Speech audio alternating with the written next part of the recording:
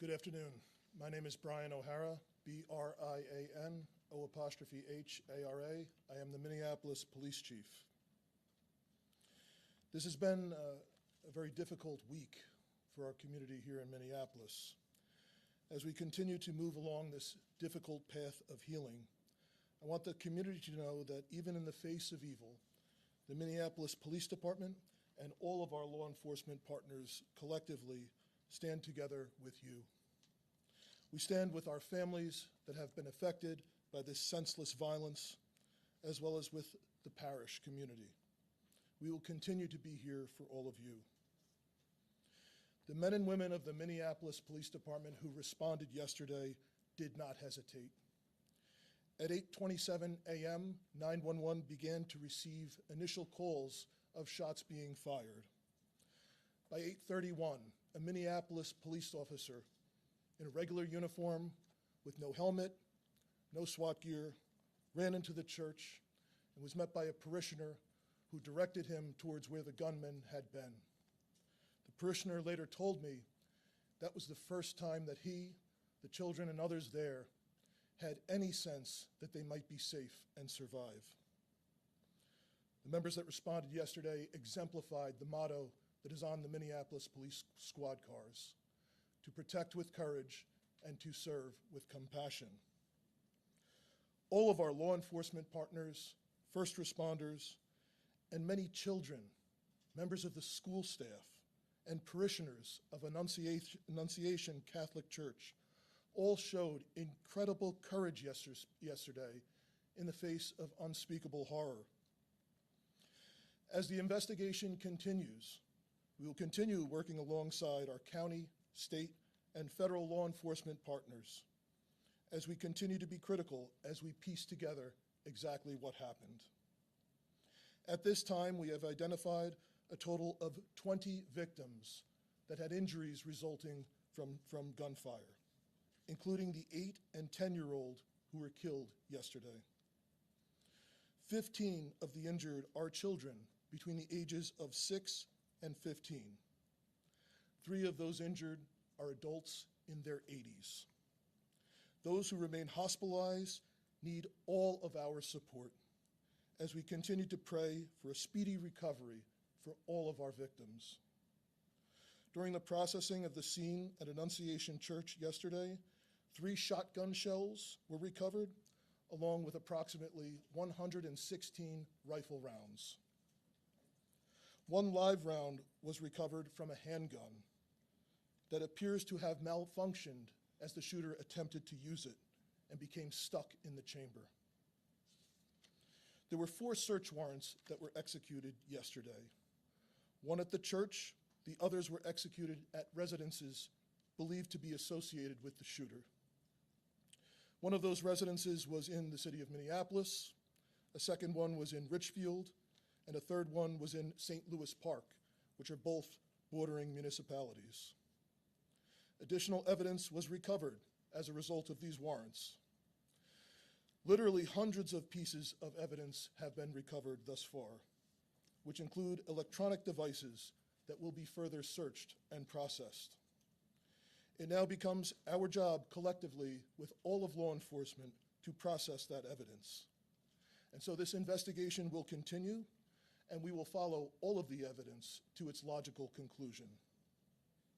I am aware, however, that this may not ultimately provide the answers that our public is looking for. When something terrible happens, the public expects law enforcement to provide some explanation for what happened. But the reality is, this is an unthinkable, completely senseless act. Violence perpetrated against children worshiping at Mass. And no investigation, no evidence will ever be able to make sense of such an unthinkable tragedy. That being said, we will do our best to determine and identify a specific motive. What we have seen so far is this is an individual who, unfortunately, like so many other mass shooters that we have seen in this country too often and around the world, had some deranged fascination with previous mass shootings and very disturbing writings that demonstrate hatred towards many different individuals and different groups of people. And he fantasized about the plans of other mass shooters. Unfortunately, again, this has become all too common in our society. That being said, we know ultimately the purpose of the shooter's actions was to obtain notoriety for the shooter themselves. That being said, I have only said the name of this shooter once, and I'm asking members of the media to stop saying the shooter's name. That was the whole purpose of why he did this heinous act, to obtain that notoriety for themselves. As schools in our city are beginning to start this week and next, we are working with all of our law enforcement partners, county sheriffs, state troopers, and surrounding municipalities that are helping the city of Minneapolis as we step up police presence both in and around schools and around all of our houses of worship in the city. Many of our law enforcement partners are also supplementing patrols, and we could not be more grateful. This has truly been a collective effort in partnership with our community. We also must say that we will be forever in debt to all of the doctors, nurses, and paramedics who responded, who are caring for these victims in this incident. I cannot tell you how incredibly grateful we are for all of the love and support that has been pouring in from all around the country, both for the first responders who initially responded, entered that church, and dealt with the unthinkable, and for all of the victims and families that have received that love and support as well. The Minneapolis Police Department and our community have a long road ahead of us to heal, and we need everyone to continuing to show their support after the cameras once again leave this city. I'd like to invite up the Acting United States Attorney for the District of Minnesota, Joe Thompson.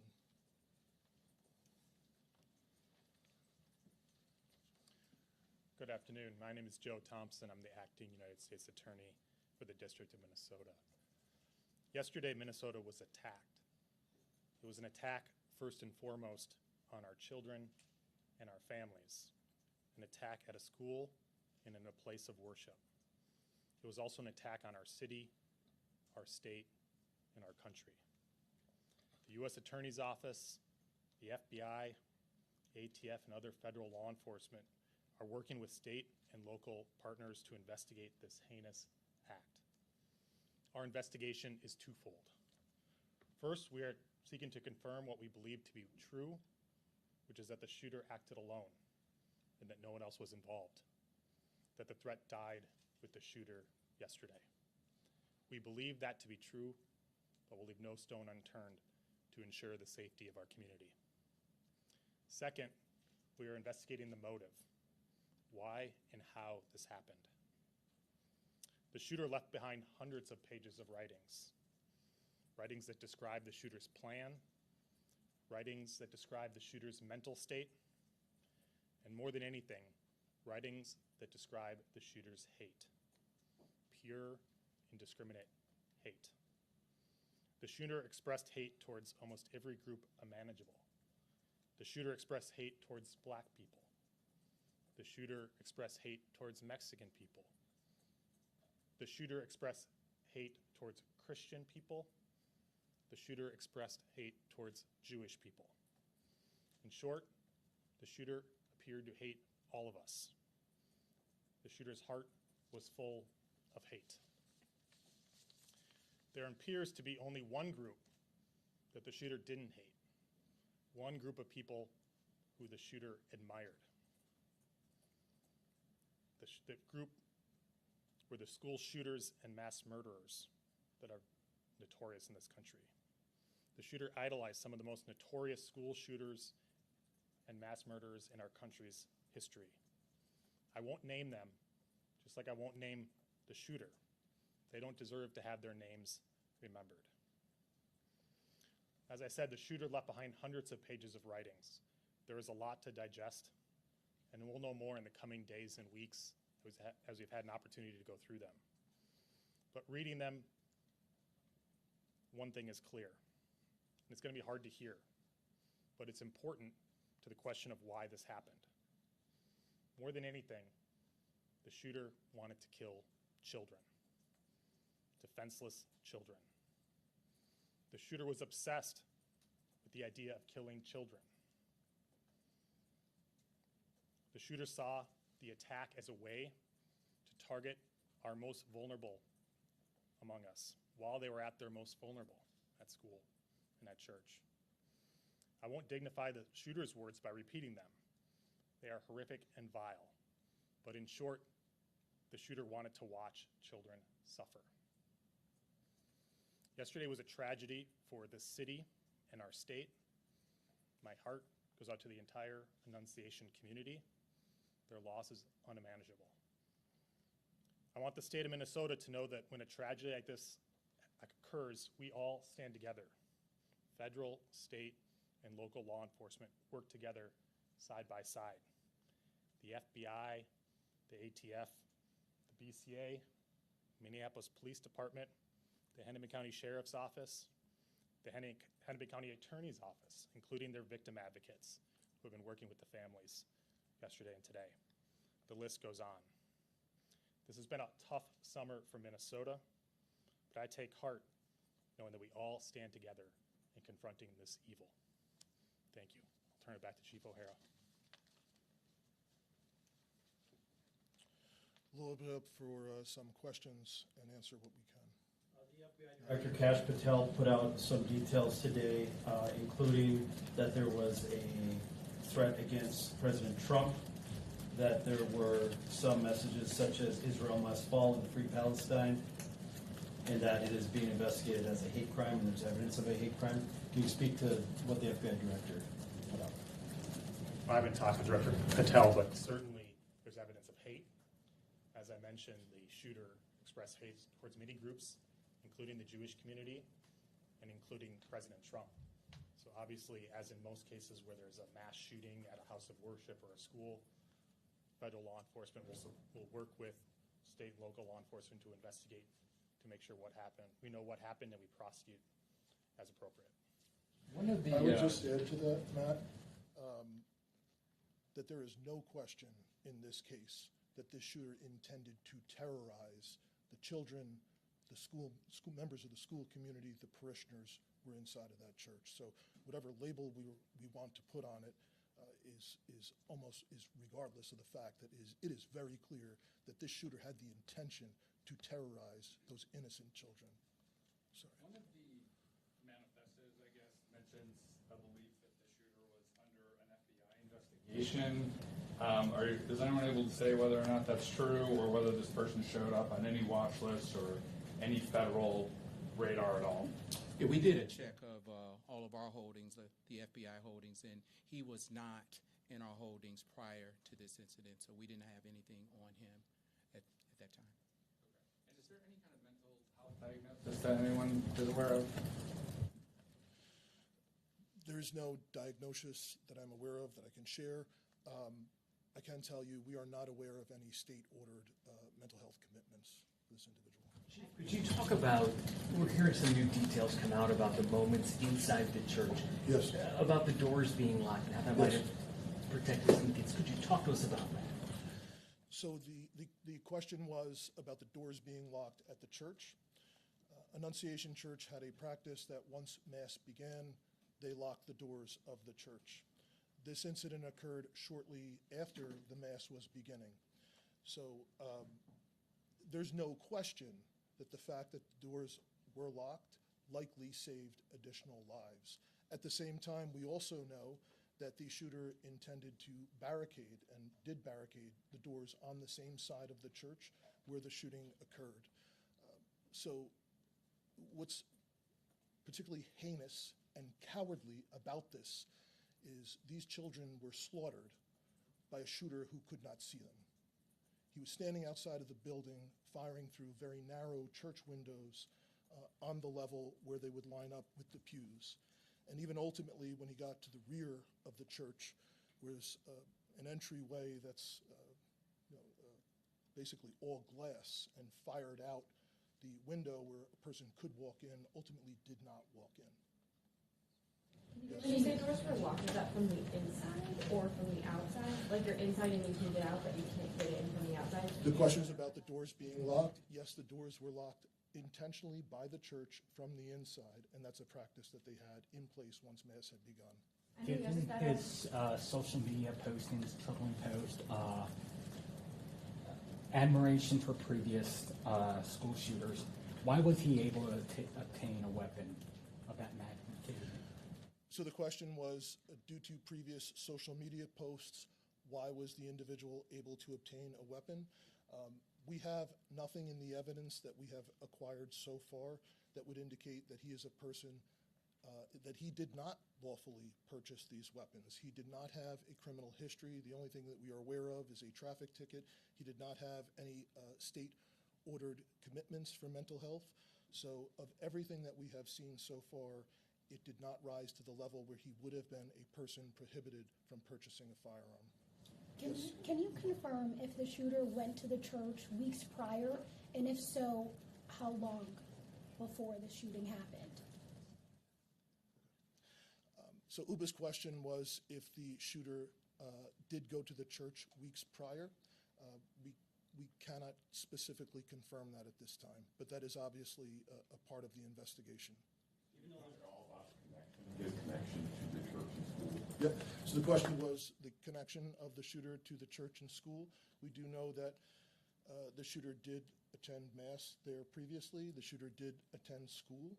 And the shooter's mother was an employee of the parish previously for some time. So obviously there is a connection between that shooter and this particular parish and this school there. Chief, what can you tell us about the 20th victim that you mentioned, another victim you mentioned today? How is that child doing? So there's one additional child that was injured by gunfire that we weren't aware of at the time of the last briefing. They were transported by private vehicle to a hospital outside of the city, and the report was actually made to police after they had been treated and released. So the injuries to the children range from, in this case, as you'd call like a graze wound from gunfire, all to, again, some very serious life-threatening injuries. We have some victims that have been released by the hospital at this time. We anticipate perhaps a few more today, but we still have some victims who are very seriously injured and in critical condition. Even though there's no criminal record, Sorry. I was going to say, even though there's no criminal record, have you been able to find any police contacts where there was odd behavior, maybe that didn't rise to the level of a crime, but in any jurisdiction that's come up?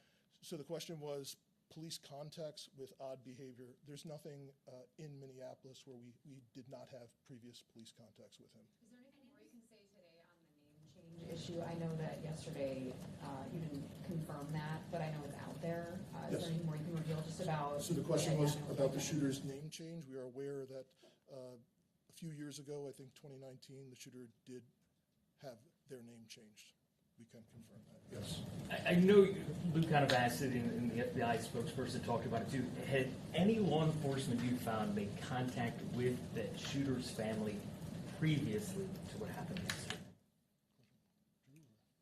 I can try.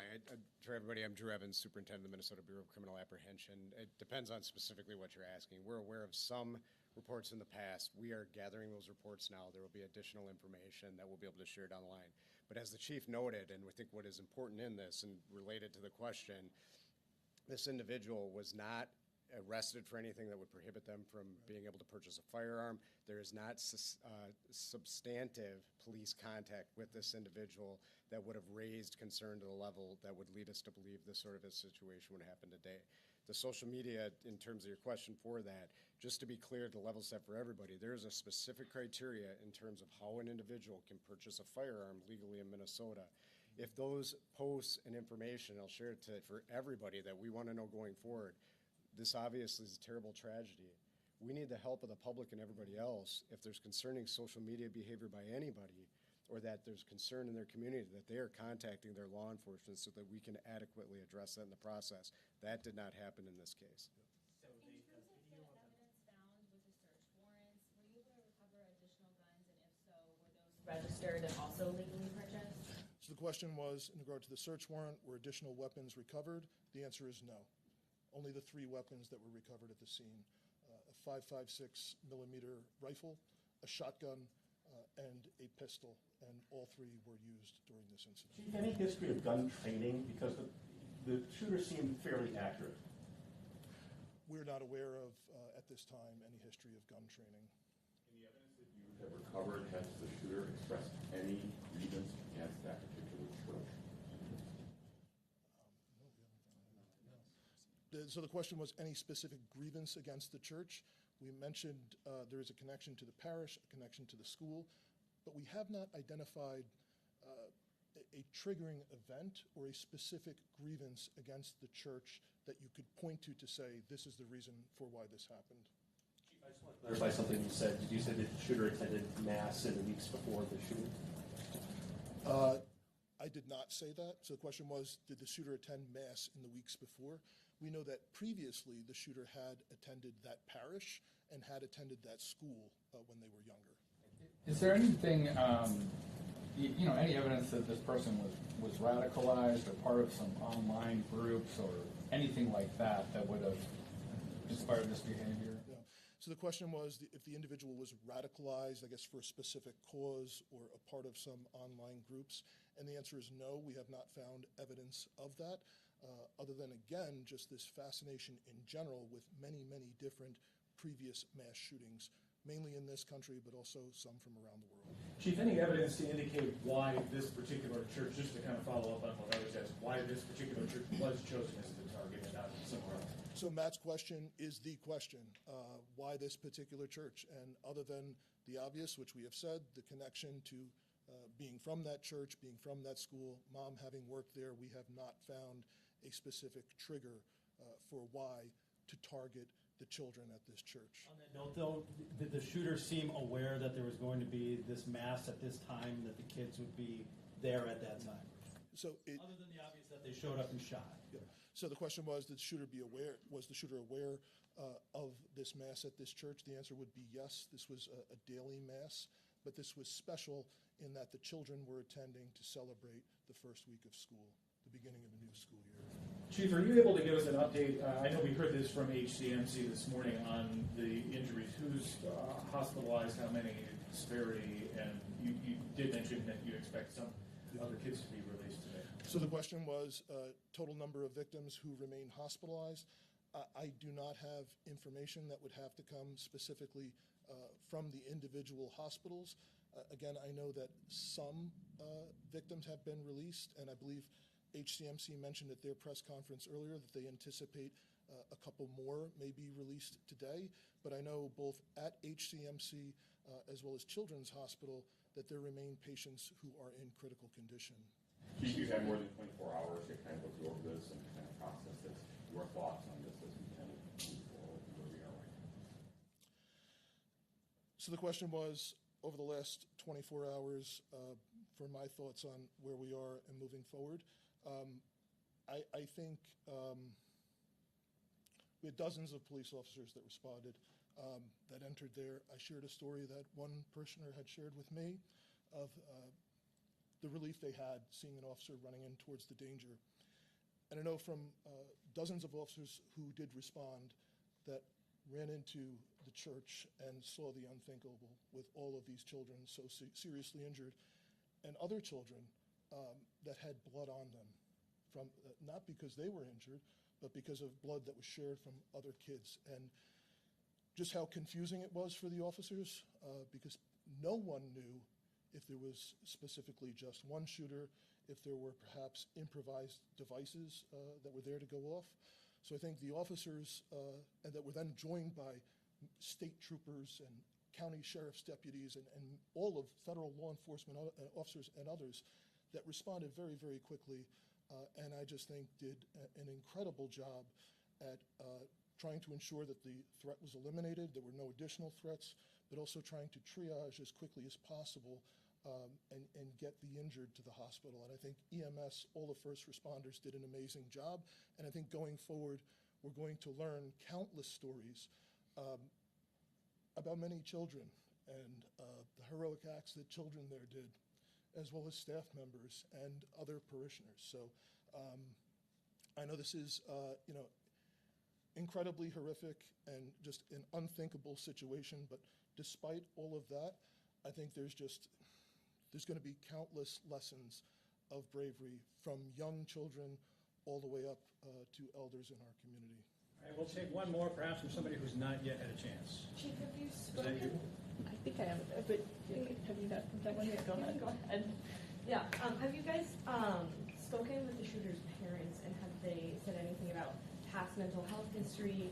And do you guys as law enforcement believe there might have been any red flags that might have been missed?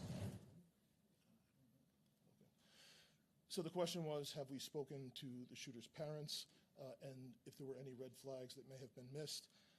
I know there were dozens of interviews that have been conducted with relatives, friends, associates of the shooter, as well as people, obviously individuals, witnesses that were present at the scene yesterday. I know we have not been successful in talking to the shooter's mother yet at this time, but there continue to be efforts made to get that done. I cannot confirm that. I don't know. There's been. You have. Okay. Did he live alone, or did he live with his father? Well, the question was, did he live alone or live with his father? There's 3 residences that are associated with this individual. I can't verify right now which residence he was staying at immediately prior to the shooting, but that's obviously something that will come out with the investigation as it continues. Out of curiosity, what was your question? Can you say how long the shooter attended the school for, like what grades? Yeah. So the question was, how long did the shooter attend? Okay. But I don't know the period of time exactly. Is there surveillance video available? Not that we want to see it, but that you can review to know like how long he was shooting and how he snuck up and stuff like that. So the question was, is there surveillance video? And the answer is yes, there's surveillance video at the church. That's how we know for sure he did not enter and did not fire at all from inside the church. And do you know how long the shooting took place? We will know that for sure. The question was, how long did the shooting take place? So the first call to 911 was... I just mean like the shots being fired for how many seconds or minutes? Yeah. Yes, we will be able to figure that out. We will be able to pinpoint that. Yes. Thanks so much for your time today. You're quite hot. Thank you, Chief. We got a lot more yet to get done today, so I appreciate again your partnership in helping us get these messages out. Thank you. In the interest of not sending shooters, do you have guidance